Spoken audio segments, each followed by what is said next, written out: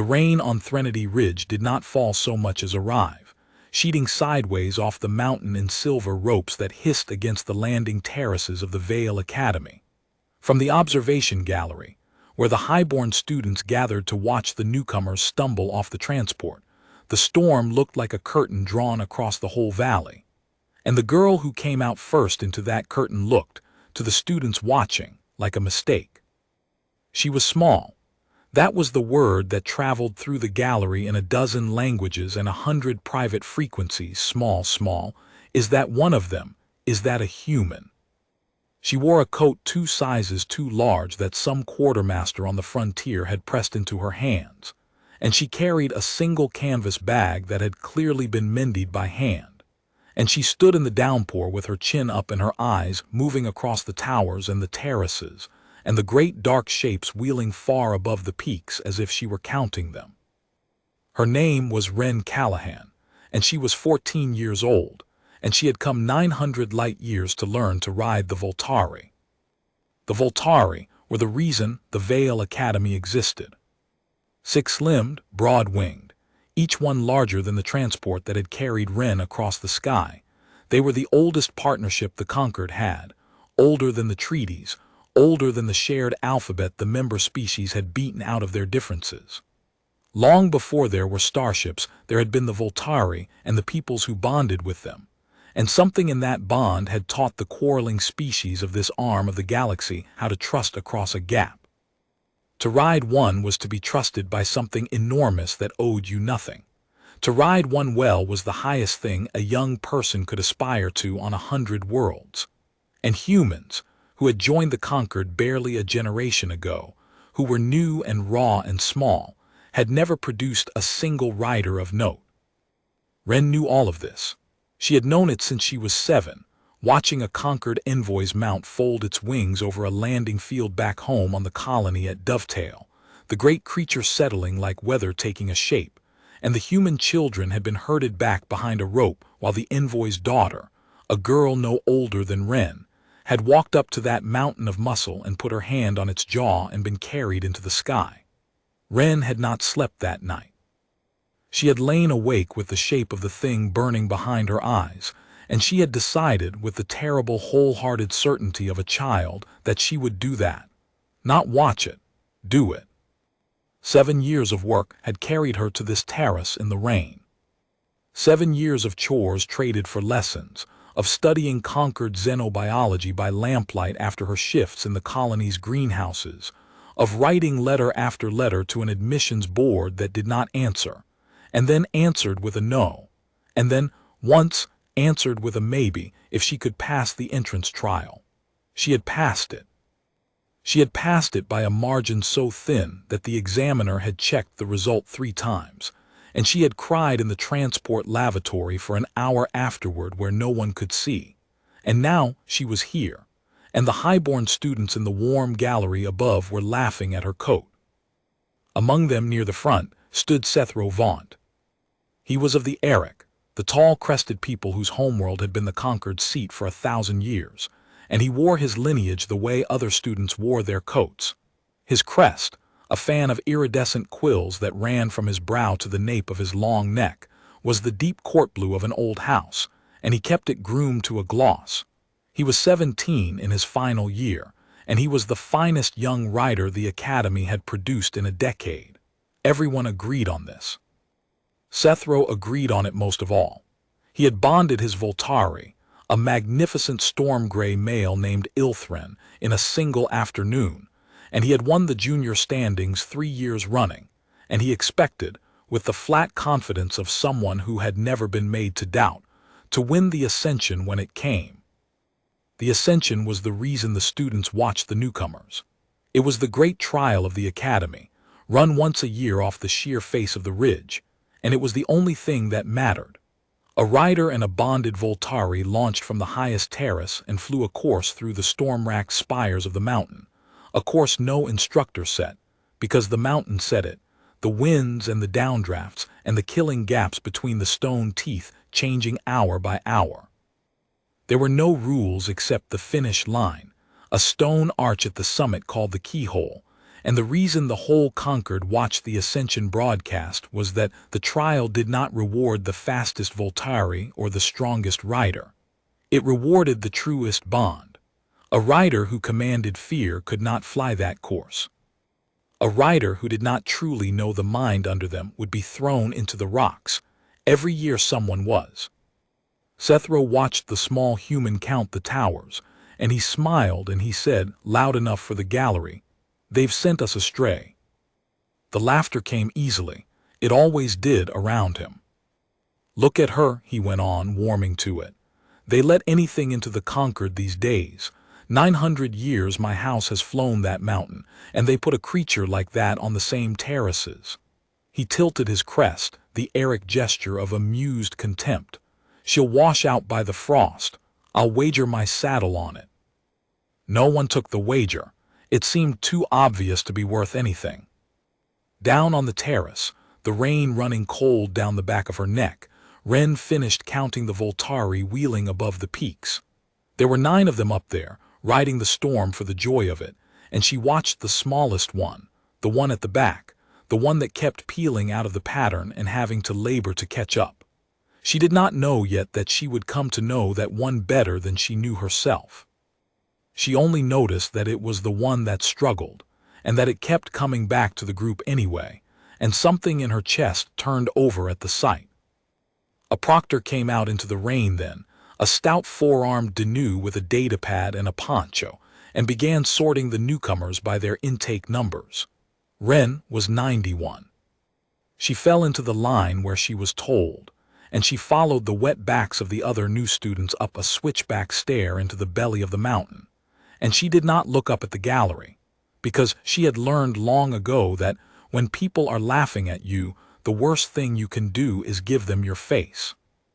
The first week nearly broke her. Not the work. The work she had been ready for. She had, in fact, done half of it already, alone, out of borrowed and stolen texts, and she found to her private astonishment that she knew things the highborn students did not, small practical things about anatomy and wind, and the reading of a creature's moods, because she had learned them the way you learn to survive rather than the way you learn to pass. What nearly broke her was the weather of it, the way conversation stopped when she entered the commissary, the way her assigned bunk in the newcomer's dormitory was, on the second night, found to have been moved out into the corridor, her mended bag sitting on top of it in a puddle, and no one would say who had done it, and everyone knew. The way the instructor's eyes slid off her when she raised her hand, as though the effort of expecting anything from her was more than they cared to spend. She wrote none of this home. She wrote her father that the food was strange and the mountain was beautiful and she was learning, all of which was true. She did not write the rest.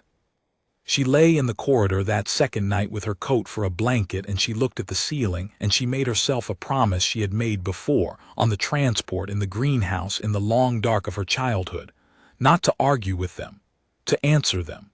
There was a difference, her father had taught her, between the two, and it was the whole difference in the world. An argument was words. An answer was the thing itself, done, undeniable, laid down on the table where no one could pick it up and throw it back at you. She would not argue that she belonged here. She would fly, and let the flying be the answer. It was a good promise. It got tested on the 9th day. The 9th day was the first practicum in the long barn, the great vaulted stable cut into the living rock where the academy's training voltari were kept. The young ones and the old gentle ones, and the difficult ones nobody could place. The instructor was a lean gray-furred Selu named Master Oren, who had ridden the Ascension 9 times and finished it 7 and lost 2 fingers and part of an ear to the mountain, and who was, the older students said, the only instructor at the academy who could not be flattered. He gathered the newcomers on the stone floor of the barn between the great stalls, where the smell of the creatures was thick and warm and strange, a smell like rain on hot iron, and he told them what the first term would be. "You will not fly," he said. "Not this term, most of you not this year. Before you sit a voltari you will learn to read one, and before you read one you will learn that it can read you. They are not machines. They are not mounts. Each of them has lived longer than you and will live longer still, and each of them has decided, long before you walk up to it, exactly what it thinks of you. His pale eyes went across the row of them. Your only task this term is to be worth a good opinion. Some of you will find that harder than you expect. He set them to work. Mucking first, the humblest work in the barn, and Wren took to it without a word, while some of the highborn students stood stiff with insult at being handed a shovel. She had shoveled worse for less her whole life. She worked down the row of stalls and she talked to the creatures as she went, low and steady, nonsense, the weather her name, the way she had talked to the colony's draft animals when she was small. And the voltari turned their great heads and watched her with eyes the color of old amber. And one of them, a scarred gray female in the last stall, the stall set apart from the others, watched her longest of all. That was where Sethro found her. He had no reason to be in the long barn during a newcomer's practicum. He came anyway, with two of his year-mates trailing him, on the pretext of checking his own voltari's tack, and he found the small human at the far end of the barn talking to the creature in the last stall, and he saw an opportunity, and he took it. Because the creature in the last stall was a problem the whole academy knew about. Her name, insofar as the voltari had names the peoples could pronounce, was rendered as Senior, though the students called her the widow, and she was the reason the last stall stood apart. She had been a writer's bond once years ago, the mount of a promising Eric girl who had flown the ascension against every instructor's advice in a season of bad storms, and had died on the mountain when a downdraft folded them both into a spire. The voltari had lived. She had been found 3 days later standing over the place, her wing broken, and she had healed wrong and flown crooked ever since, and she had never bonded again. She would let no one near. She had scarred 2 handlers and thrown a 3rd-year clean across the barn, and the academy kept her only because you did not put down a voltari. Not ever. That was the one thing the peoples agreed on above all else.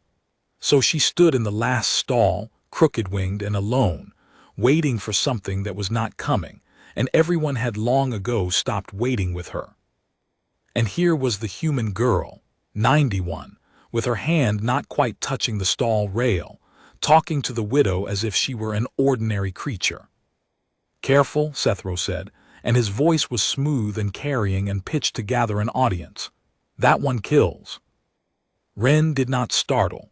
She had known he was coming for the last several seconds, the way the barn had gone quiet, the way the other newcomers had gone still. She lowered her hand and turned, unhurried, and she looked up at him, a long way up, and she said, "She's not going to kill me. She's just sad." The word landed wrong in the barn. Sad. A soft, small human word, and the highborn students smiled at it, and Sethro's crest lifted with pleasure, because she had handed him exactly the thing he wanted. "Sad," he repeated, savoring it, turning it so the others could see how foolish it was. "The great Senior is sad. Do you hear that? 900 years of my people have flown these mountains. We have written the science of the bond.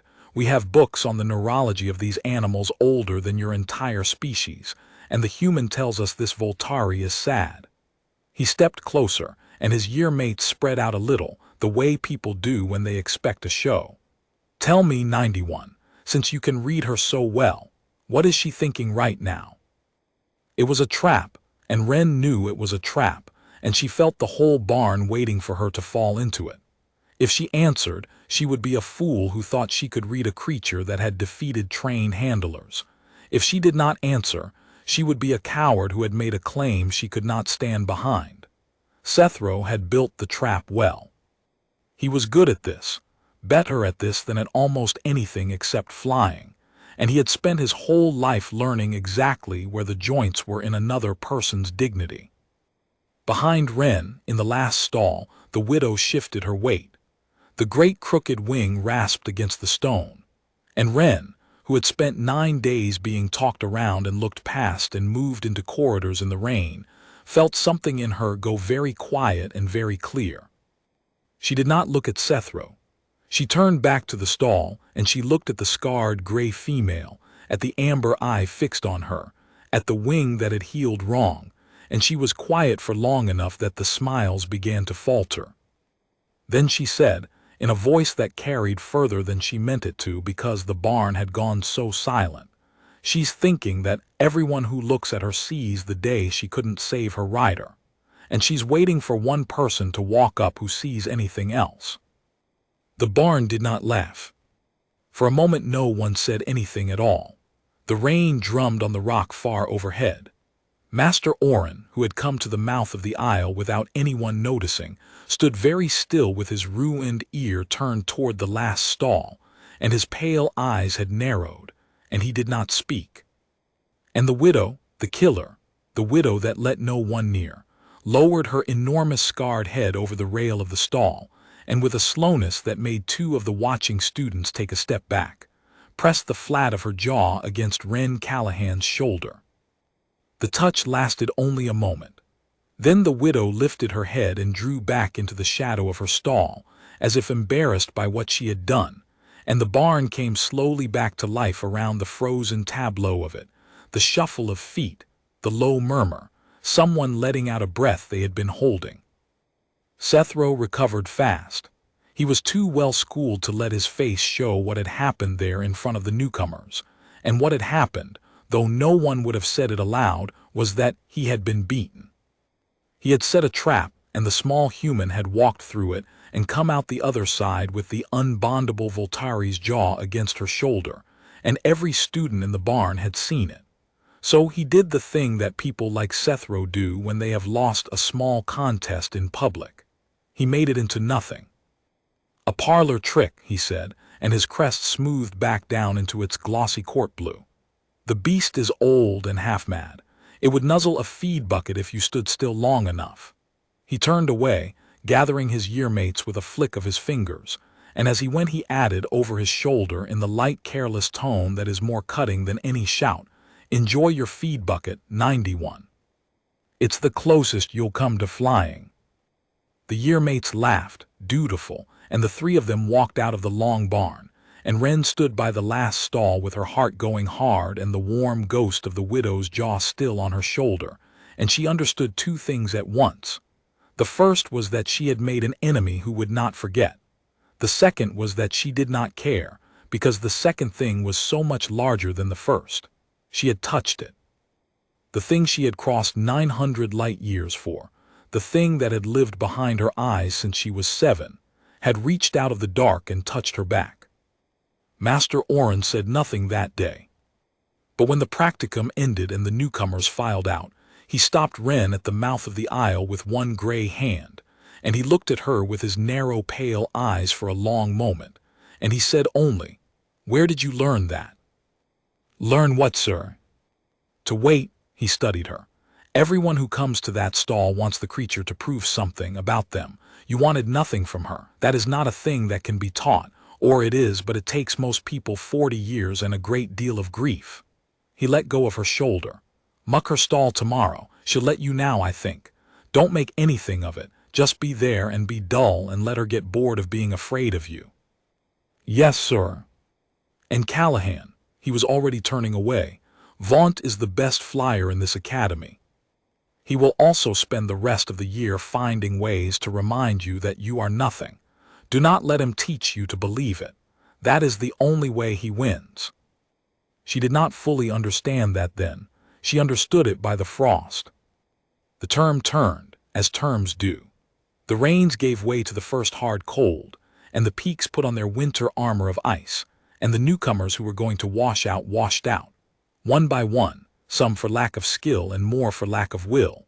The highborn ones who had never in their lives been made to shovel or to fail, or to be patient, discovering that the bond could not be bought and losing interest when they found they could not simply be given a voltari the way they had been given everything else.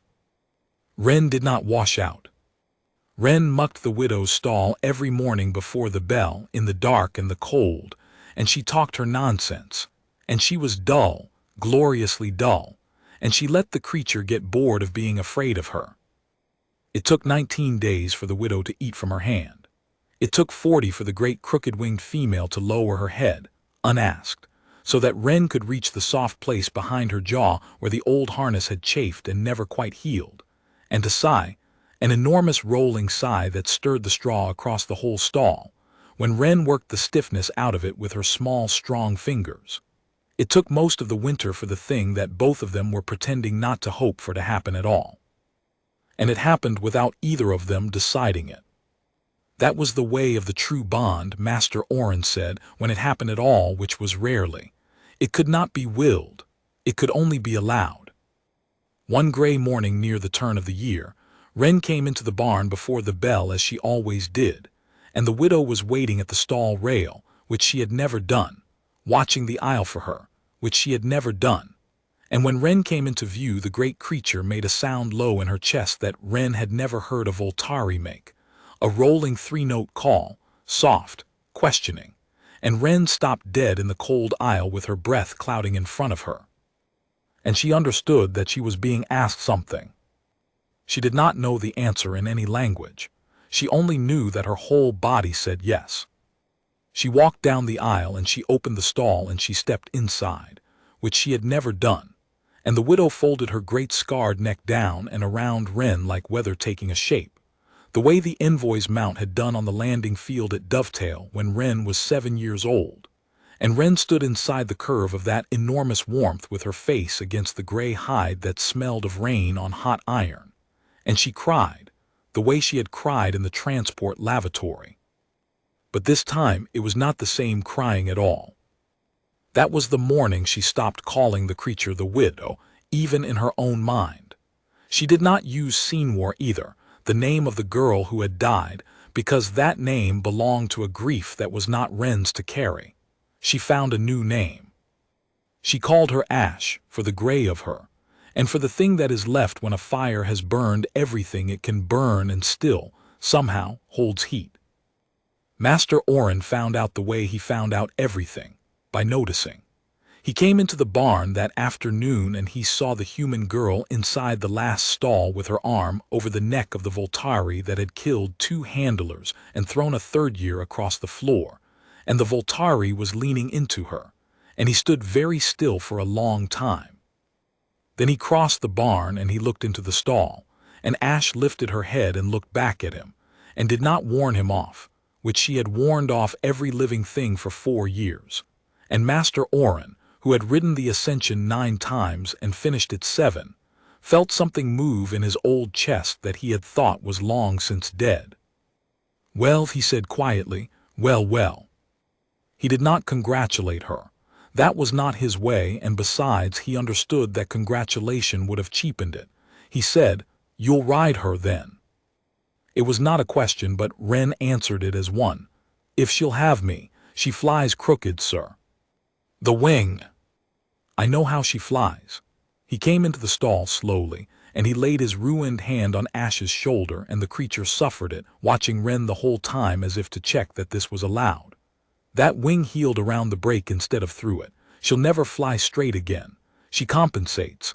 She has to work 3 times as hard as a whole voltari to stay in the air at all, and she tires fast, and in a hard wind she'll drop when a sound creature would climb." He looked at Wren. "You understand what I am telling you. Every instructor in this academy will tell you that you have bonded a broken animal. They will tell you to petition for a sound one, a young one, a whole one, and start again. And they will be right, in the way that people who are counting are always right." "I don't want a whole one," Wren said. "No," said Master Oren. "I didn't think you would." He was quiet a moment. "Then I will teach you to fly the way she flies, which is not the way anyone here flies, because no one here has ever had to. And it will be harder than what the others do, and you will be laughed at more before you are laughed at less.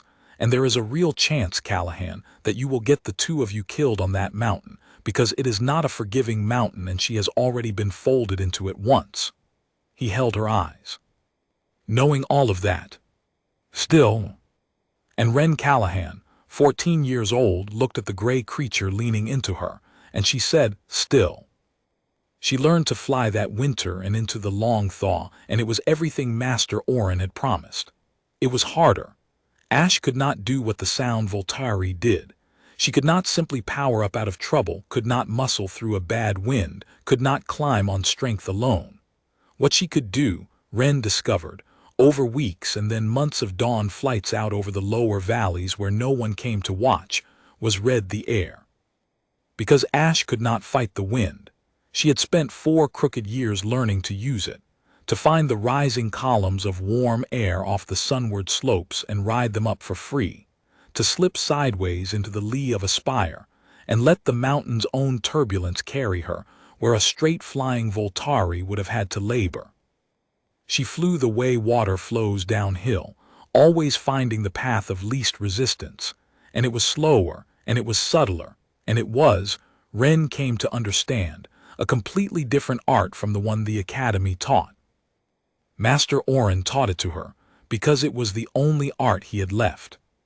He had lost 2 fingers and part of an ear to the mountain, and somewhere in there he had lost the strength to fly the brute way, and he had spent the back half of his life learning the soft way, the water way, the way of the rider who cannot overpower and so must understand. He had never had a student worth teaching it to. The highborn ones did not want it. Why learn to slip through a wind you could simply crush? Now he had a girl on a crooked voltari, and neither of them could crush anything. And so he poured 40 years of hard-won understanding into her across the thaw and the short, bright summer, and Wren drank it down like the greenhouse plants drank the morning water, and she got good. She got good quietly. That was the thing that would matter later. She and Ash flew at dawn before the terraces filled, out over the lower valleys where the highborn students never bothered to go, and so no one saw how good she got. In the Academy's eyes she remained 91, the stray, the human, the girl who had bonded the broken animal because it was the only one desperate enough to take her. Sethro saw to it that the story stayed that way. He was not cruel to her every day. That would have been beneath him, and besides, unnecessary. He was cruel to her precisely often enough. A word in the commissary, a remark pitched to Carrie about the smell of the long barn on her clothes. Once cruelly, a question in front of the whole practicum about whether it was true that humans had kept animals as food, and whether that was why she got on so well with the beasts, and the laughter that followed her out of the room. He was an artist of it, and his art had an aim, which was to keep her in her place, and the reason he cared to keep her in her place was the reason he would never have admitted even to himself. He had seen the widow put her jaw on the human's shoulder, and some cold, careful part of Sethro Vaunt, the part that had never once in his gilded life been surprised, had not stopped being afraid since. The summer ended. The Academy came back from the long recess, and the terraces filled again, and the whole valley turned its face toward the one thing that mattered, which was the ascension. It would be run in 40 days off the highest terrace, up through the storm teeth to the keyhole at the summit, and the whole Concord would watch. And this year the notices said, for the first time in 9 years, the trial would be open to 3rd years as well as final years, because the standings had been so close and the instructors wanted a true field. Which meant that Sethro Vaunt, 17 and magnificent on his storm-gray Ilthrin, the finest young rider the Academy had produced in a decade, would fly it as the overwhelming favorite. And it meant, though no one thought it worth remarking on, that a human girl of 14 on a crooked gray voltari was, technically, by the letter of the rule, eligible to enter as well. Wren read the notice on the commissary board with her heart in her mouth. And then she read the rest of it, the part below, the eligibility requirements, and her heart went down into the cold place, because to fly the ascension a student had first to pass the trial of standing, a public examination before the assembled instructors and students in the great ring, in which the candidate demonstrated command of their voltari through a set course of maneuvers, and any candidate who failed the trial of standing was barred from the ascension. It was meant to keep the reckless and the unready off the mountain, and it had been added, everyone knew, after the year Senior's rider died.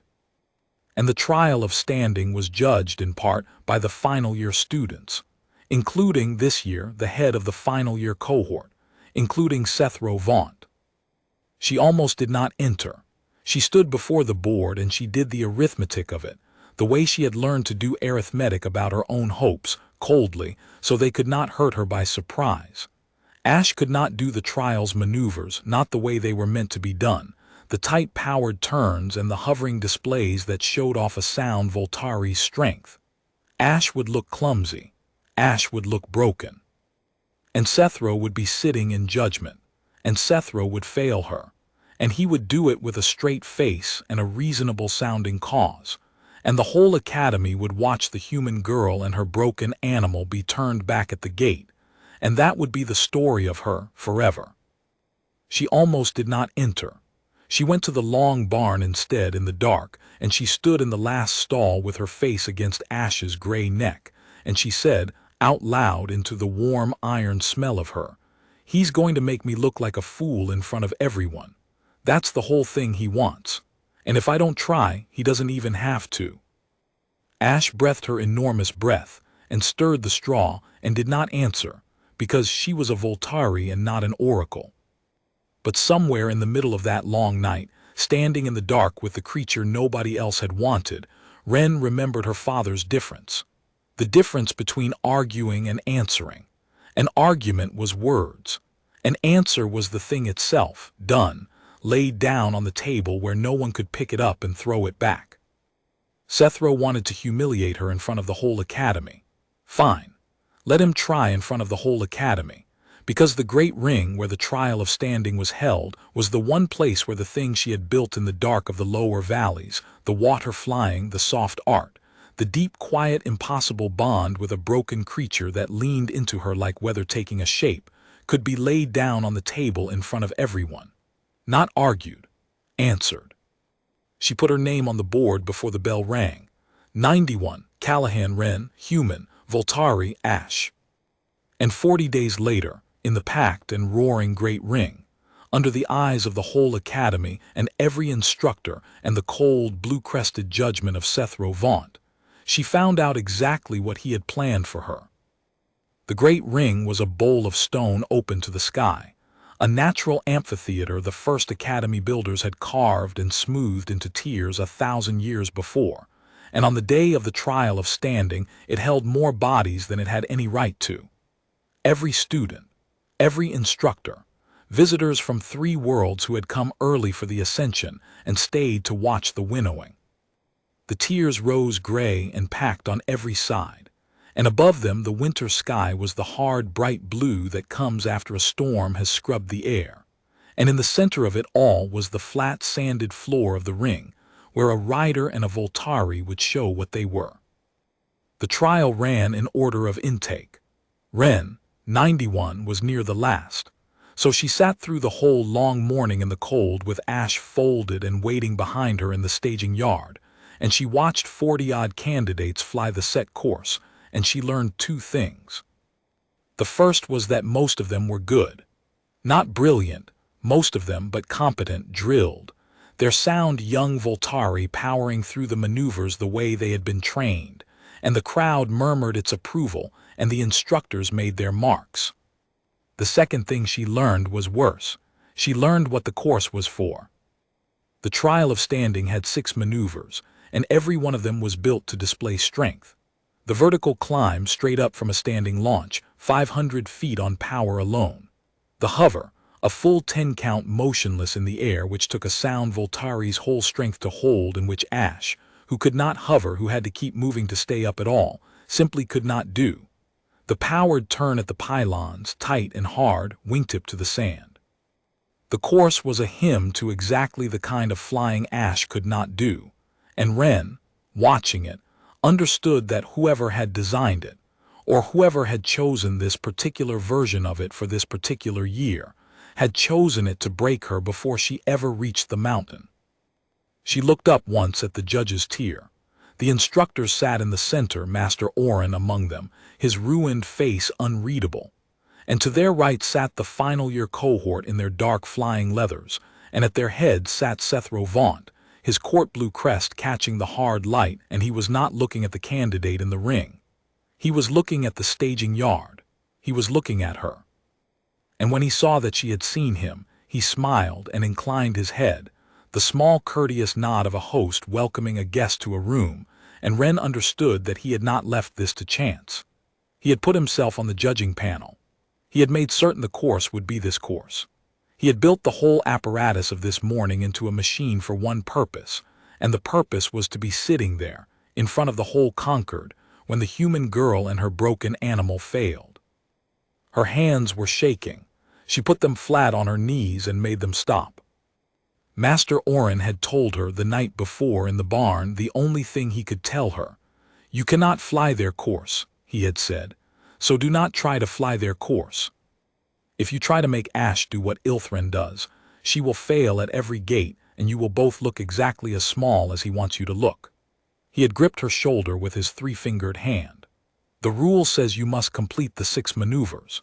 It does not say how. It has never once said how, because in 1,000 years no one has ever needed it to, because every rider who ever flew this trial had a sound voltari and flew it the only way anyone imagined it could be flown. His pale eyes had burned. You have a voltari who does the impossible every time she stays in the air. So do not show them the 6 maneuvers, Callahan. Show them Ash. Fly the course the way water would fly it and make them see, in front of everyone, that they have been watching the wrong thing for 1,000 years. She had not slept. Now she sat in the cold and watched the machine grind through candidate after candidate, and when the proctor finally called 91, Callahan, human and voltari Ash, a sound went through the packed tiers of the great ring that she would remember for the rest of her life. It was not a boo. It was worse than a boo. It was a low, delighted murmur, the sound a crowd makes when it settles in to watch something fail, the sound of thousands of people who have already written the ending and want only to see it performed. She walked out onto the sand with Ash pacing behind her, and the murmur rose because now they could see the creature, the famous killer, the widow, crooked-winged, scarred, her bad wing riding visibly lower than the good one even at rest. Someone laughed. The laugh traveled. On the judge's tier, Sethro Vaunt settled back in his seat with the ease of a man who has arranged everything and has only to enjoy it. Wren stopped in the center of the ring. She did not mount. She stood at Ash's shoulder in the great bowl of stone with the whole world watching her fail, and for one moment the fear was so large that she could not feel the edges of it. And then Ash lowered her enormous scarred head and pressed the flat of her jaw against Wren's shoulder, the way she had done on the 9th day in the long barn, in front of everyone, and the murmur and the tears faltered just slightly, because that was not what a killer did. Wren put her hand on the great jaw. "All right," she said, too quietly for anyone but the voltari to hear. "Let's answer them." She mounted, and she flew the course the way water flies. The first maneuver was the vertical climb, 500 feet straight up on power. Every candidate before her had launched from the marked spot in the center and hauled themselves into the sky by main strength, and the sound voltari had done it well, and Ash could not do it at all. A standing vertical climb was the one thing a crooked wing simply cannot produce. So Wren did not launch from the center. She launched at a low, hard angle away from the marks, and the crowd made a scornful sound. "She's not even doing it right." And then Ash reached the sunward wall of the ring where the winter sun had been warming the pale stone all morning, and she found the thing Wren had sent her to find, the column of warm air rising off that wall, invisible, silent, there for anyone who had spent 4 crooked years learning to feel for it, and she opened her wings into it and stopped beating them. And she rose.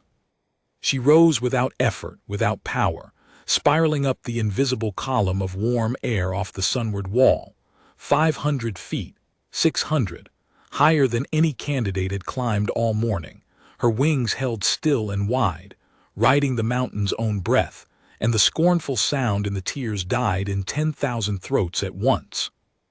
Because they had all just watched a broken voltari outclimb every sound one in the field, and she had done it without a single wing beat, and there is a specific silence that falls over a crowd that has just realized it does not understand what it is seeing. Wren brought her around at the top of the climb, and now she had height, and height was the currency of the soft art. Height was stored work, and she spent it. The second maneuver was the hover, the 10-count motionless, the one Ash could never do, and Wren did not try to hover. She brought Ash into the wind off the peaks, into the steady cold river of air pouring down over the lip of the ring, and she angled the great wings so that Ash flew forward at exactly the speed the wind flowed back, and the voltari hung in the sky over the center of the ring, wings working, flying with all her strength and going nowhere, held motionless against the world by the wind itself. A hover, not the hover the course meant, a better one. A hover a sound voltari could not have held for 10 counts, held here without visible strain because Ash was not fighting the air. She was riding it, and Wren counted it out, 1, 2, 3, all the way to 10, over the frozen upturned faces of the whole academy. On the judge's tier, Sethro Vaunt was no longer settled back in his seat. He was leaning forward. His crest had come up. The powered turn at the pylons was the fourth. Here Wren could not fake it with cleverness. The pylons were fixed, the turn was tight, and a crooked wing could not carve the hard, banked corner a sound one could. So she did not turn at the pylons. She let the wind turn her. She flew Ash high and wide toward the first pylon, and then dropped her into the churning lee behind it, the pocket of tumbling air that every other rider had carefully avoided, and she let that turbulence catch the underside of the great wings and throw them around the corner, so that Ash came out of the turn faster than she had gone in, flung around the pylon by the mountain's own hand, and the crowd came up out of their seats, not laughing now, roaring. Because they had spent their whole lives watching riders fight the wind, and here was a girl who had made the wind carry her, and some old deep thing in them, some memory older than the Concord, older than the treaties, the memory of the first peoples who had ever looked up and wanted the sky, stood up in their chests and answered her. She flew all 6 maneuvers. She flew not one of them the way the course intended, and she flew every one of them better than it had ever been flown, because she flew them the way a broken creature and a small girl had spent a winter learning to fly, the way of the rider who cannot overpower and so must understand. And by the 4th maneuver the great ring was no longer a machine built to watch her fail. It had become something else. It had become 10,000 people watching a thing they had been told was impossible turn out to be merely difficult, and then turn out to be beautiful.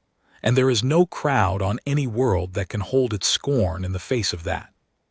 When she brought Ash down at last, the great crooked wings cupping the air, settling onto the sand as gently as a leaf, the great ring was on its feet, and it was making a sound that had never been made for a human at the Vale Academy in the whole history of the place. Wren sat on the neck of the voltari nobody had wanted, in the center of the roar, and she did not smile, and she did not weep, and she did not look for her enemy in the crowd. She leaned down along Ash's gray neck, and she pressed her face to the hide that smelled of rain on hot iron, and she said into the storm of sound so that only the voltari could hear, "There, that's the answer, now they know." She dismounted to a ring on its feet. She had passed the trial of standing. Every instructor's mark was recorded in the open, before the crowd, and there was no mark that could fail a flight the whole Concord had just risen to. She was eligible for the ascension. And that was the moment Sethro Vaunt made his mistake. He could have let it go. A wiser or a smaller-hearted or simply a colder man would have let it go, would have understood that the human had won this round in front of too many witnesses to be undone, and would have turned his whole attention to the mountain, where his own great gift still made him the overwhelming favorite.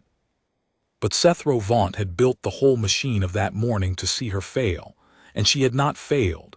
She had done the opposite of fail in front of the entire watching Concord, and something in him that had never been surprised and never been beaten, and never, ever, been made to look small could not bear it. He came down out of the judge's tier while the crowd was still roaring. He walked out onto the sand, into the center of the ring, into the eye of it all, and he raised his hand for silence. And because he was Sethro Vaunt, magnificent and highborn and the finest young rider in a decade, The great ring gave it to him. "A fine display," he said, and his trained voice carried to the top tiers without effort. "Truly. I did not know a broken wing could be made to do such tricks." He let the word tricks sit there, and he smiled at Wren, who had stopped with her hand still on Ash's shoulder, and the whole ring watched. "But this is the trial of standing, not a festival, and we are not choosing an entertainer. We are choosing riders to fly the Ascension, the hardest course on any world in the Concord, up through the storm teeth to the keyhole, where the mountain kills the unready every single year." His crest rode high and blue and certain. Cleverness in a calm ring is one thing, but the mountain does not care how prettily you ride a warm updraft. And I say before all of you that it would be a cruelty, a genuine cruelty, to let this child take that broken animal up onto the ridge and die the way its last rider died. I have flown that mountain. She has never flown anything but the empty valleys at dawn where no one can see her fail. He turned to the instructor's tier, playing to them now, the reasonable one, the responsible one. "I move that the human be barred from the Ascension, for her own safety, and for the animals." It was, Wren understood, standing there on the sand, a beautiful trap, better than the first one. He had taken her victory and turned it into evidence against her, cleverness in a calm ring, and he had wrapped the whole cruelty of it in concern, for her own safety, for the animals, so that anyone who argued against him would seem to be arguing for a child's death. If she protested, she was reckless. If she wept, she was a child. If she said nothing, the motion carried, and she would have flown the greatest flight of her life only to be barred from the mountain at the very gate, and Sethro would fly the Ascension unopposed, and the story of Wren Callahan would end here, in this ring, one bright morning that came to nothing. The instructors murmured among themselves. Some of them, she could see, were moved by it, or were pretending to be, the safe ones, the ones who had never wanted a human here in the first place, and were grateful to Sethro for handing them a kind way to be rid of her. The roar of the crowd had died into a tense, uncertain quiet. And Sethro Vaunt stood in the center of the great ring with his blue crest high, and he looked at the small human girl, and for just a moment, so quick that only she was close enough to see it, he let the concern fall off his face, and let her see the thing underneath, which was triumph. Wren Callahan looked back at him, and very slowly she began to smile. The smile was the last thing anyone expected, and it bought her the one thing she needed, which was the crowd's attention back. A candidate who wept would have proven him right. A candidate who shouted would have proven him right. A candidate who smiled, small and steady and unafraid, in the center of the ring with the trap closing around her, made 10,000 people lean forward to hear what she would say. Wren did not raise her voice the way Sethro had. She had learned, over a long year of being talked around and talked over, that the loudest voice in a room is not the one people strain to hear. She spoke quietly, and the great stone bowl of the ring, built by careful hands 1,000 years ago to carry sound, carried hers to the top tier as clearly as it had carried his. "You're worried about my safety," she said. "That's kind of you." A ripple of something ran through the crowd. She let it settle. "You're right that I've only flown the empty valleys at dawn. And you're right that the mountain kills the unready. I've read the rolls in the archive, same as you. 14 riders in 100 years. Every one of them a strong rider on a sound voltari, flying the brute way, the way you fly, straight into a wind that was stronger than they were." She was not looking at the crowd now. She was looking only at him, and her voice stayed level and clear. "You know a great deal about the mountain, Sethro Vaunt. So you'll know that not one of those 14 died because their voltari was too weak. They died because their voltari was strong enough to fight the wind, and they did, and the wind won. The mountain doesn't kill the ones who yield to it. It kills the ones who try to overpower it." She let that hang in the cold, bright air. "You just watched me fly a whole course without overpowering anything, and you called it a trick." On the instructor's tier, Master Oren had gone very still, and there was something on his ruined face that might, on another man, have been the beginning of a smile. But that's not really why you want me barred, Wren went on, still quiet, still level, and now she turned at last to the instructors and to the crowd and opened the thing up for all of them to see. You keep saying you've flown the ascension. You keep saying you know the mountain, and you do, but that's not the reason you walked down here. She looked back at him. You walked down here because I passed. Because you built this trial to fail me, and it didn't. The ring went utterly silent. You put yourself on the judging panel, she said, and she was not accusing, she was simply laying it down, one plain thing after another, the way you set stones on a table. That's allowed. The head of the final year cohort always sits in judgment. But then the course was set. 6 maneuvers, and every single one of them a test of raw strength. The vertical climb, the standing hover, the powered turn. Not one maneuver in the whole trial that a rider could pass by reading the wind instead of fighting it. She tilted her head, and her voice never rose. I've watched 43 candidates fly that course this morning. And I've spent a year in the archive reading old trials because I had nothing else to do in the evening since no one would sit with me. The trial of standing has been run 40 different ways over 1,000 years. Sometimes it tests strength. Sometimes it tests precision. Sometimes wind reading. It changes every year. She paused. Who chose this year's course, Sethro? The one where every gate was built to break a voltari that can't fly straight. The one you knew, the moment you saw me bond her, that she could never pass. She did not answer her own question. She did not have to. She simply let the silence do it. And in that silence 10,000 people did the arithmetic she had done in the cold that morning. And she watched it move across the tiers like wind across a field. The understanding, the turning, and she watched Sethro Vaughant's magnificent blue crest, for the first time in his gilded life, begin to lower. So no, Wren said gently, almost kindly, which was the cruelest thing she could have done, and she knew it, and she did it on purpose because he had taught her how. I don't think this is about my safety. I think you saw a broken animal that no one wanted, and a human girl that no one wanted, and you built a machine to be rid of us both in front of everyone, and it broke in your hands, and now you're standing in the middle of the ring trying to build a second one before anyone notices the first. She let out a breath, and something in her that had been clenched for a year loosened all at once. You don't want me off the mountain because I'll die there. You want me off the mountain because you're afraid I won't. It landed in the great ring like a stone into still water, and the crowd broke. It was not a roar this time. It was something lower and more dangerous to a man like Sethro, a rolling murmur of assent, thousands of voices agreeing at once, and under it, sharp and cutting, the first clear sound of the thing he had spent his whole life making certain was never aimed at him. Laughter. Not cruel laughter, not the kind he dealt out in the commissary.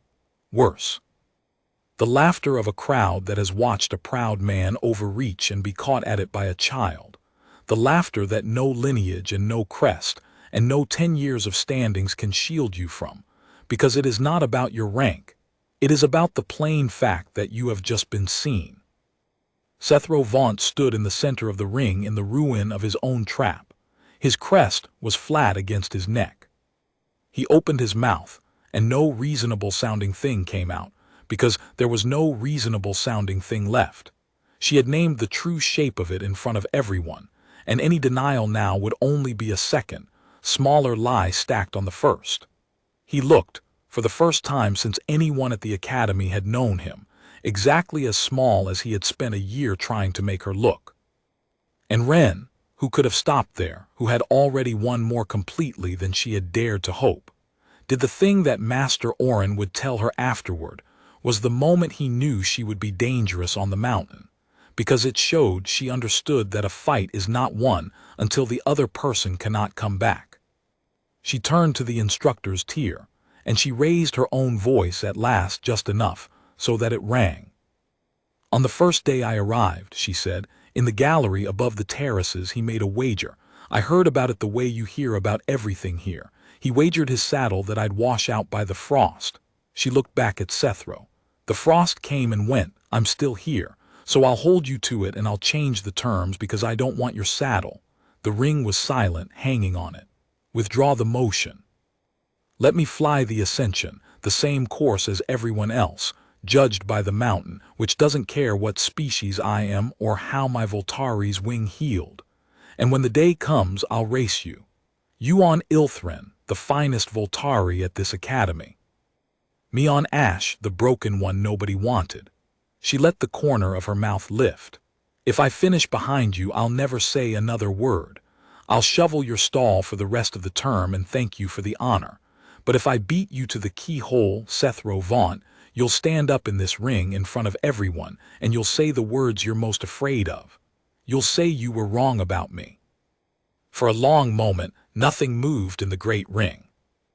Then Master Oren rose from the instructor's tier. He was old and gray and short 2 fingers and half an ear, and when he stood the whole academy quieted, because he was the one instructor who could not be flattered, and everyone knew it, and everyone had wondered where he stood. He looked down at the 2 figures on the sand, the tall highborn boy with his flattened crest, and the small human girl with her hand on the neck of the crooked voltari, and he spoke in his dry, cracked voice that carried without trying. The motion to bar the candidate is denied, he said. Callahan passed the trial of standing before all of you. There is no ground to bar her that would not shame this academy in the eyes of the whole Concord, and I will not put my name to it. He turned his narrow, pale eyes on Sethro. As to the course of this year's trial, the candidate has raised a question about how it was chosen. That question will be answered in the instructor's hall out of the sun, where such things are properly settled. It was not a threat. It was worse than a threat. It was a promise of daylight, and Sethro heard it, and his crest sank further. And as to the wager, the old Selu let the silence stretch. I have taught at this academy for 40 years, and I have never known a wager made in the great ring to be enforceable, but I have also never known one made so publicly to be forgotten. He looked at Sethro. You made a boast in the gallery on the first day, Vaunt. She has offered you the chance to make it good on the mountain, rider to rider, the honest way. If you are the flyer you say you are, that should cost you nothing. His voice did not change, but something in it did. Unless you would rather withdraw the boast as well as the motion. That is also allowed. It was a masterstroke, and Wren understood it even as it happened.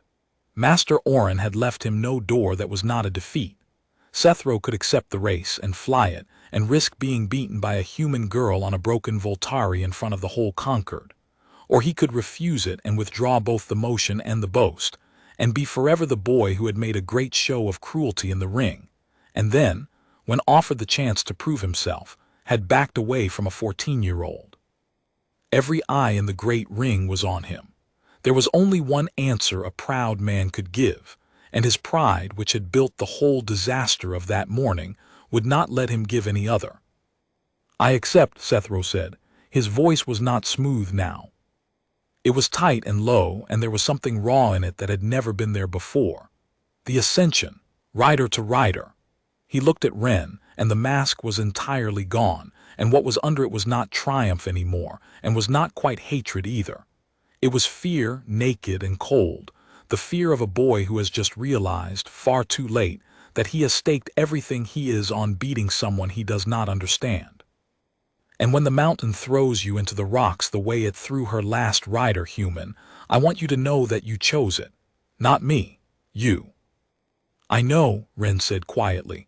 I've known since the day I bonded her. That's the difference between us. And she turned her back on him, which was the last and smallest and most complete of her answers, and she walked Ash out of the great ring through a crowd that parted before her and rose, tier by tier, to its feet as she passed. The days between the trial and the ascension were the strangest of Wren's life.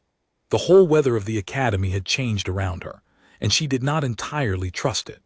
Students who had not spoken a word to her in a year now found reasons to be in the long barn when she brought Ash out, and some of them, awkwardly, asked her about the wind, about the warm columns off the sunward walls, about the way she had thrown Ash around the pylon on the mountain's own turbulence. She answered them plainly, all of them, because she had never wanted to keep it secret. Secrecy had only ever been the price of no one caring to ask.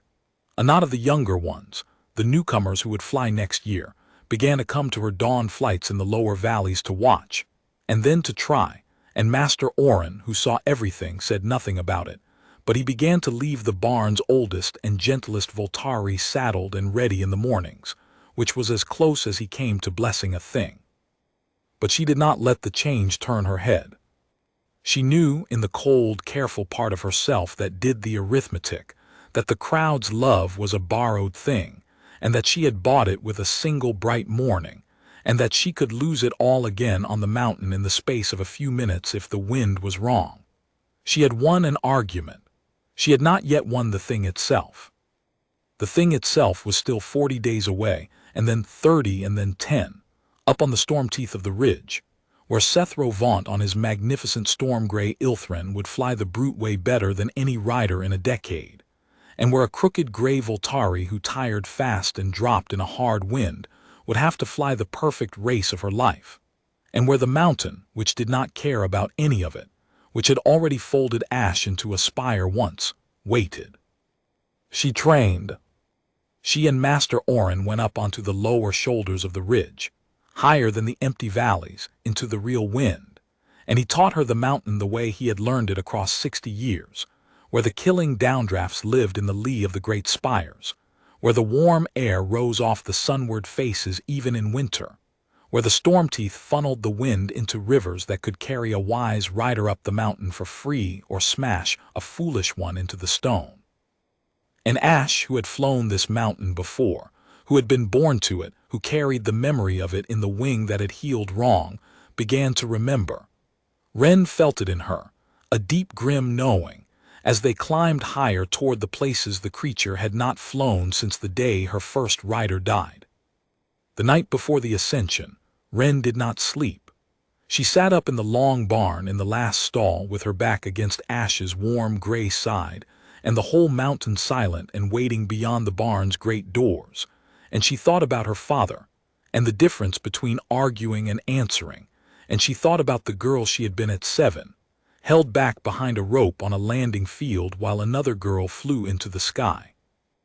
And near dawn, Master Oren came into the barn, the way he always came without a sound, and he crouched down beside her in the straw with a grunt, his old bones complaining, and for a while neither of them said anything. Then he said, "He'll beat you off the launch, you know that. Ilthrin is the stronger animal by far, and Vaunt will push him hard and early, and he'll be through the first spires and gone before you've climbed out of the terrace." He looked at her sidelong. "He'll be counting on it, on being so far ahead so fast that you lose heart." "I know," Wren said. "Then know this too." The old Selu turned his ruined face to her in the gray light. "I have watched that boy fly for 6 years. He is the most gifted rider I have ever taught, and he has one flaw, and it is the same flaw that killed all 14 of the riders in the rolls, and it is the reason I never once told him he was the best, though he was, because I hoped he would find it out himself before the mountain found it for him." He put his 3-fingered hand on her shoulder. "He fights the wind. He has never in his life met a wind he could not beat by main strength, and so he has never learned to yield to one. And there is a wind on that mountain, Callahan, near the top in the throat below the keyhole that no Voltari alive can beat by strength. Every rider who has ever died on the ascension died there, trying." His pale eyes held hers. "You cannot beat that wind either, but you have spent a whole winter learning to do the only thing that works against it. You have learned to stop fighting." He rose slowly, his knees cracking. "He will reach the throat first. Remember what I have told you. And do not, whatever you see him do, follow him into it." The morning of the ascension came cold and clear and treacherous, the worst kind of weather for it, because a clear sky over Threnody Ridge did not mean calm. It meant the wind had room to run. From the highest terrace, where the 2 riders sat their Voltari at the launch line, Wren could see the whole course laid out before her the way you see a course only once, at the start, before it turns into a thing that is happening to you. The storm teeth marching up the face of the mountain in ranks of gray stone, the gaps between them where the wind poured through, and far above, impossibly far, A black notch against the bright sky where the rock arched over itself and made the keyhole, the finish, the summit, the highest place on the mountain that a living thing could reach. The whole Concord was watching. The broadcast drones hung in the cold air like patient insects, and down in the great ring and on 100 worlds beyond it, people who had never heard of Wren Callahan or a broken voltari named Ash were settling in to watch the ascension. And the tale that had come off the ridge in the last 30 days had reached enough of them that a great many were watching for her in particular. She did not think about them. She had learned that trick from a year of being watched by people who wanted her to fail. Beside her on the launch line, Sethro Vaunt sat his storm-gray Ilthrin like a monument. The great Voltari was everything Ash was not, whole and powerful and young, his wings a matched and perfect pair, and Sethro had groomed him to a gloss the way he groomed his own crest, and the two of them together were the most beautiful thing on the terrace, and they knew it. Sethro did not look at Wren. He had not spoken to her since the ring. But she saw the tightness in the line of his shoulders, and she understood that the fear she had uncovered that day had not gone away in 30 days. It had only had 30 days to grow. Master Oren stood at the launch line with a horn in his hand. He looked at the two riders once, the boy on the perfect animal and the girl on the broken one, and whatever he felt he kept behind his ruined face. Then he raised the horn and blew it, one long falling note that rang off the storm teeth and rolled away down the mountain, and the ascension began. Sethro was gone off the line exactly as Master Oren had said he would be. Ilthrin launched into a full-powered climb, the brute way, straight up and hard, wings hammering the cold air, and the great gray animal tore off the terrace and up toward the first rank of spires with a speed that pulled a sound of awe from the watching drones. And within 20 seconds he was 100 lengths ahead and climbing, and Wren had not yet left the ground. She did not chase him. Everything in her, every animal instinct of a 14-year-old watching her rival vanish up the mountain, screamed at her to chase him, and she did not, because a winter of dawn flights had taught her that the chase was exactly the trap the mountain set. Instead she walked Ash to the sunward edge of the terrace, unhurried, while Sethro shrank against the sky, and she found the warm column rising off the sunstruck stone, the same free gift she had ridden in the great ring, and she opened Ash's wings into it and let the mountain lift them quietly, without a wing beat, up along the sunward face toward the first spires. By the time she reached the first rank, Sethro was through it and far ahead, and the gap looked hopeless, and down in the great ring the crowd's heart had begun to sink for her. But Master Oren, watching the drones feed on the instructor's tier, was not watching Sethro. He was watching Ilthrin's wings, and he saw what he had known he would see. He saw that the great gray Voltari, 20 seconds into the climb, was already beating harder than he should have to, because his rider was pushing him up the brute way against a mountain that a wiser rider would have let carry him, and he leaned to the instructor beside him and said quietly, "Watch his wing beats. Count them. He is spending everything he has to buy that lead, and the lead is not even halfway, and the throat is at the top." The instructor did not understand. Master Oren settled back. "He will," he said. "They all do, at the top." The middle of the mountain was a knife fight with the wind, and here Wren's whole art came into its own.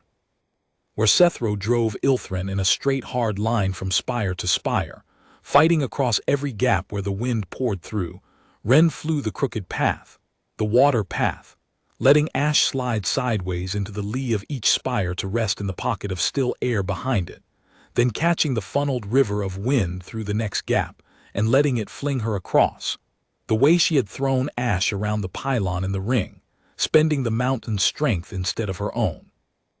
It was slower through any single gap, but Ash did not tire, because Wren had spent a winter learning to make the wind do the work, and Sethro's lead, which had looked hopeless at the first rank, began, gap by gap, to shrink. Halfway up, Ilthrin faltered for the first time. It was small, a hitch in the great gray wings as they crossed a gap, a stagger, the first sign of a powerful animal beginning to reach the bottom of his strength. Sethro felt it and drove him harder, which was the only thing Sethro knew how to do, and the crowd saw the lead was still enormous and did not understand what it was watching. But Master Orin understood, and Wren, 3 ranks below and climbing steadily on a voltari who was not tired at all, understood, and something cold and certain settled into her chest, because she knew now that she had a chance, a real chance, and that the whole thing would come down as Master Orin had promised to the throat. The throat of the mountain was the last passage before the keyhole, a narrow vertical gorge between the 2 highest spires, and it was where the mountain did its killing. The wind that poured down through the throat did not funnel and run the way the wind in the lower gaps did. It fell. It came off the summit and dropped straight down the gorge in a killing column, a downdraft that no voltari alive could climb through by strength, because strength was exactly what it fed on. The harder you beat against it, the faster it drove you down, and every one of the 14 riders in the archive rolls had died here, in the throat, fighting the wind that could not be fought, driven down into the rocks at the bottom of the gorge. Seymour's rider had died here. Ash carried the memory of it in her crooked wing, and Wren felt the great creature's fear rise as they climbed toward it, a deep trembling reluctance, and she leaned down along the gray neck and said, I know, not like last time. This time we don't fight it, trust me. Sethro reached the throat first, far ahead, with Ilthrin nearly spent. Wren saw it happen from below, and it was exactly what Master Orin had foretold, and it was worse than she had imagined. Sethro drove the exhausted gray voltari straight up into the mouth of the throat, into the falling wind, the brute way, the only way he knew, and the downdraft took Ilthrin the way a river takes a leaf. The great animal's climb stopped as though he had hit a wall. For one terrible moment he hung there, wings hammering with everything he had left, and then the wind won the way it always won, and it began to drive him down, and Sethro, high above on the neck of the failing animal, did the thing that all 14 of them had done, the thing his whole gilded life had taught him to do, the only thing his pride would permit. He fought harder. He drove Ilthrin back up into the killing wind, and the wind slammed them down again, closer to the rocks, and Wren, climbing steadily up the sunward edge of the gorge on a voltari who was not tired, understood with total clarity that she was watching him die. She also understood in the same instant that the way past him was open. The soft path up the throat, the path she and Master Orin had found on the lower shoulders and never dared fly this high, ran up the sunward edge of the gorge, outside the killing column, where the falling wind striking the sun-warmed eastern wall was turned and bent and became, for a narrow margin along that wall, a rising thing, a thin ribbon of lift that a wise rider on a patient voltari could ride up through the throat while the fools died in the center of it. It was open. It was clear. Sethro was fighting and dying in the middle of the gorge, and the sunward edge was empty, and all Wren had to do was hold her line, slip up the warm rising ribbon along the eastern wall, and fly past him to the keyhole and the summit and the win, the total, complete, undeniable win, the answer laid down on the table in front of the whole watching Concord. All she had to do was let him die. She did not decide the way you decide a thing with words. There was no time for words. Her body decided, the same way it had decided yes in the cold aisle of the barn when Ash first called to her, and what her body decided was that she could not. Not because he did not deserve it. Some meaner part of her, the part that had slept in a corridor in the rain, thought he deserved exactly this. But because she had spent a winter with her arm around the neck of a creature who had watched her rider die in this gorge and had never been whole again. And she knew, in the deepest part of her, what it would do to Ash to fly past this and let it happen again. And she knew what it would do to herself. And she knew, with a certainty that had nothing to do with winning, that a person who could ride the soft path to the summit over the body of a dying boy was not a person she was willing to become to beat Sethro Vaunt. So she did not fly past him. She turned Ash off the safe ribbon of lift and out toward the center of the throat, toward the killing wind, toward him. And down in the great ring 10,000 people came to their feet with a single cry, because they thought she had lost her mind, and Master Orin gripped the rail with his three-fingered hand and did not breathe. "Sethro," she screamed over the roar of the falling wind, and he heard her and turned his head, and she saw his face, and it was the face of the boy from the gallery who had never once been surprised, and it was undone with terror. "Stop fighting it. You can't climb it, no one can, you have to stop. Ride the east wall, the sunward wall. Turn out of the center and let it lift you. Don't fight it." For one endless moment she thought he would not do it. Everything in Sethro Vaunt's life had taught him that the wind was a thing you beat, that yielding was for the weak and the small and the broken, and to stop fighting now, at the word of a human girl on a crooked voltari, went against the whole architecture of who he had built himself to be. And she watched him understand in that moment, driven down toward the rocks with his great animal failing under him, that the whole architecture of who he had built himself to be was exactly the thing that was about to kill him. And she watched him choose, at the very last, to be something else. He stopped fighting. He turned Ilthren's head out of the killing center, toward the sunward wall, and stopped driving him up, and let the exhausted gray animal fall sideways out of the downdraft. And for one sickening moment they dropped, and the crowd screamed, and then Ilthren's wings caught the thin rising ribbon along the warm eastern wall, the soft path, the water path, and the falling stopped. The great gray voltari steadied, wings wide, riding the lift he had been too proud to look for, and began slowly, without a single hard wing beat, to climb. And Wren was beside him, on ash, on the same rising ribbon, having thrown away her clear wind to come out into the center of the throat and pull him onto it, and the two of them climbed up the sunward wall of the throat side by side, the perfect animal and the broken one, the boy who had tried to destroy her and the girl who had answered him, up through the place where the mountain did its killing, and did not die. They came out of the throat together into the bright still air below the keyhole, and here, in the last 100 lengths, with the black arch of the summit hanging above them and the whole Concord watching, the race was still a race. Sethro was beside her. He had his life back and his animal under him, and if he drove Ilthren now one last time on whatever the great creature had left, he might still reach the keyhole first. She saw him gather himself to do it. She saw the old thing move in him, the will to win, the thing that had never lost. And then she saw him look at her. They flew side by side up the last stretch of the mountain, close enough to see each other's faces, and Sethro Vaunt looked at the small human girl on the broken voltari who had thrown away her certain victory to come out into the killing wind and pull him back from the rocks, and something in his face that had been rigid his whole life came apart. He did not drive Ilthren. He did not race her for the keyhole. He eased his exhausted animal back, a length, and then another, and he held Wren's eyes across the cold, bright air, and he dipped his head, the deep full bow the Eric gave only to those they held above themselves, the bow no Vaunt had given anyone in living memory, and he let her go.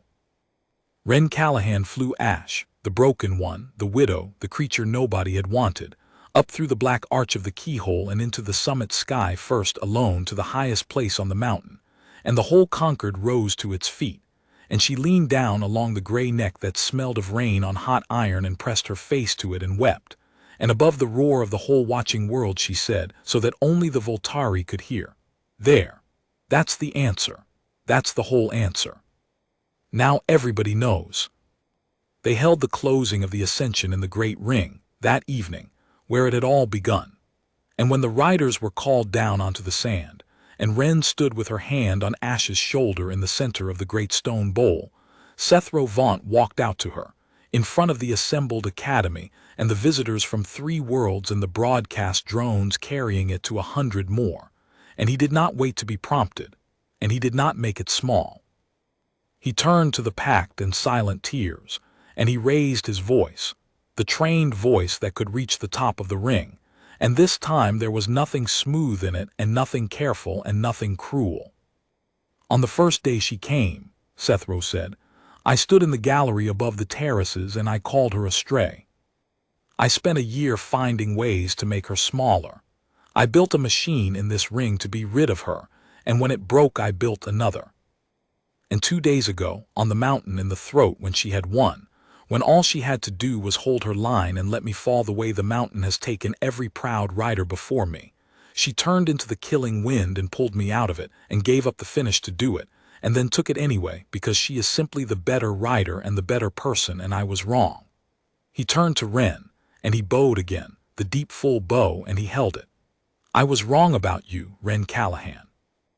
I was wrong about the human, and I was wrong about the broken animal, and I was wrong about what makes a rider. I will be sorry for the year I spent proving it for the rest of my life, and I will spend the rest of my life telling anyone who will listen that the finest flyer I ever raced was a 14-year-old girl on a voltari that everyone but her had given up on. He straightened, and his blue crest, for the first time, lowered before her, fully in the sight of all of them. You made me regret it, every word of it. And I am grateful that you did, because I would not have wanted to be the man I was going to become. The great ring was silent for the space of a held breath. And then it broke, the way it had broken before, but larger now and warmer, 10,000 voices rising for the small human girl and the gray creature leaning into her. And somewhere in the tears, a 14-year-old human girl who would fly next year was watching with her whole future changed. And on the instructor's tier, an old gray Selu with a ruined face turned his one whole ear toward the roar and let himself, at last, in the noise where no one could see it, smile. Wren Callahan stood in the center of it all with her hand on the neck of the voltari that nobody had wanted, and she did not weep, and she did not gloat, and she did not look for anything from the crowd, because she had already gotten the only thing she had ever crossed 900 light years for. She had not argued that she belonged in the sky. She had flown and let the flying be the answer, and now at last everybody knew.